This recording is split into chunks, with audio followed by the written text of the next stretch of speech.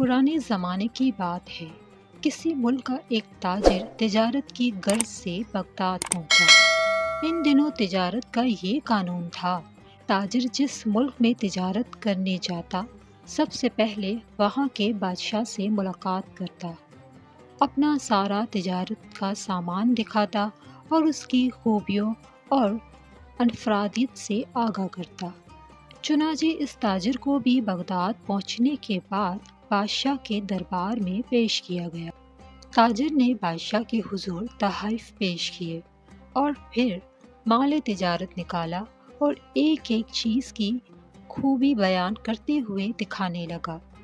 حضور، یہ پانی سے چلنے والی گڑی ہے، میں نے یونان سے خریدی ہے۔ یہ قالین ہے جو ایران سے خریدا ہے اور یہ خالص ریشم کے تار سے بنا ہے۔ یہ قلم ملاحظہ فرمائیے جو میں نے جاپان سے بڑے مہنگے داموں خریدا ہے۔ بادشاہ نے مسکراتے ہوئے کہا، بہت خوب، تمام چیزیں بہت عمدہ اور نایاب ہیں جو تم نے ایران، یونان اور جاپان سے خریدی ہیں، لیکن یہ تو بتاؤ کہ تمہیں ہندوستان میں ہمارے شایان شان کوئی چیز نظر نہیں آئی؟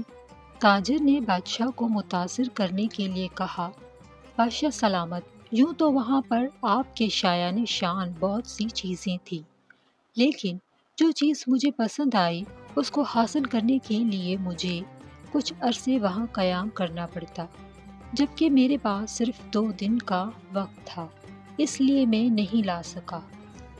بادشاہ نے کہا، بھلا وہ کیا چیز تھی؟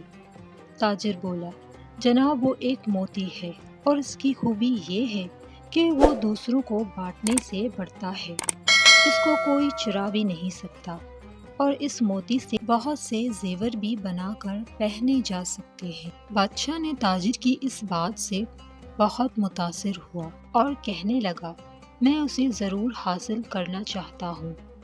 اس نے فوراً اپنے ایک خاص وزیر کو ہدایت دی اور کہا کہ کسی بھی حال میں اس موتی کو تلاش کرو اور میرے پاس لے کر آؤ۔ وزیر اپنے مقصد کے لیے نکل پڑا۔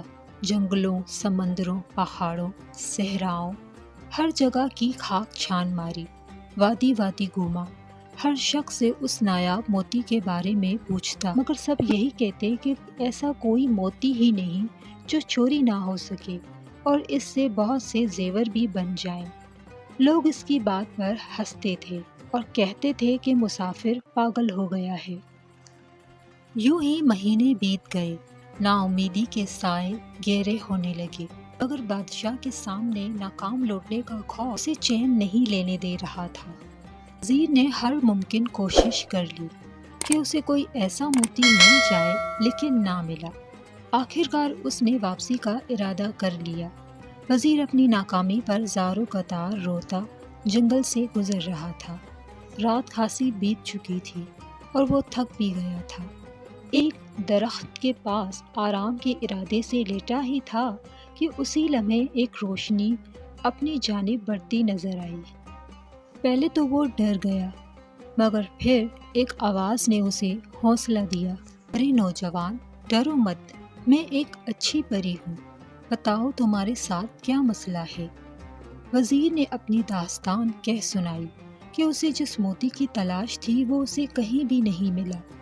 اچھی پری وزیر کے سامنے آ چکی تھی اور وہ وزیر کی باتیں سن کر بے ساخت ہنسنے لگی اور بولی، افسوس کہ تو نے عقل سے کام نہ لی، محض ایک موتی کی تلاش میں مہینوں سے مارا مارا پھرتا رہا۔ وزیر بولا، اچھی پری، میں تمہارا مطلب نہیں سمجھا۔ پری بولی، بھلا آدمی، وہ موتی دراصل علم کا موتی ہے، لیکن تو اس کی ظاہری شکل کو تلاش کرتا رہا۔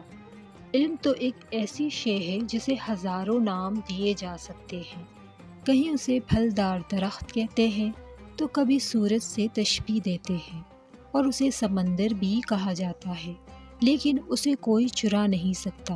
اسے زیور بنانے والی صفت؟ وزیر نے حیرت سے پوچھا۔ پری نے مسکراتے ہوئے کہا، علم کی بہت سی صفات ہیں، تم اسے موتی کی صورت میں کیوں تلاش کرتے ہو؟ یاد رکھو، ہر شے کی تاثیر کا تعلق اس کے نام سے نہیں بلکہ اس کی اندرونی خوبیوں سے ہوتا ہے۔